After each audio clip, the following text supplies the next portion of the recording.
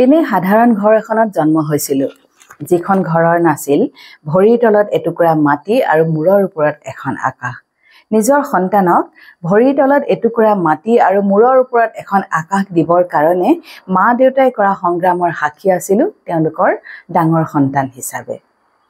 কিন্তু তথাপিও তেওঁলোকে আমাক আগলৈ গৈ থাকিবৰ কাৰণে শিক্ষা দিছিল অৱশ্যে লৰালিত আমি সুখ স্বাচ্ছন্দ্যৰ এটা জীৱন পোৱা নাছিল কিন্তু জীৱনত আগুৱাই যাবৰ কাৰণে আমি শিক্ষা পাইছিল আমাক সেই শিক্ষা লবৰ কাৰণেও শিক্ষা দিছিল মা দেউতাই যে জীৱনৰ প্ৰতিটো খোজে মানুহক কিবা নহয় কিবা এটা যে শিকাই যাব পাৰে সেই কথা তেওঁলোকে খোজে প্ৰতি আমাক জনাই গৈছিল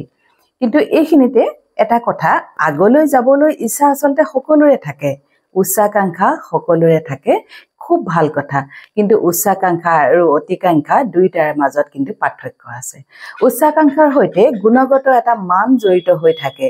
কিন্তু অতিকাংক্ষাৰ ক্ষেত্ৰত মানুহৰ বস্তুবাদী এটা মন বা বস্তুবাদী ধাৰণা এটাহে থকা যেন আমাৰ অনুভৱ হয়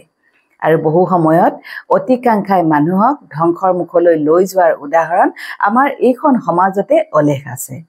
আমি তিনেই সৰু মানুহ আমাৰ ইচ্ছা আকাংক্ষাও সৰু আমাৰ খোজবিলাকো সৰু কিন্তু সৰু সৰু খোজেৰে আগলৈ গৈ থাকিবলৈ ভাল পোৱা আমি তিনেই সাধাৰণ মানুহ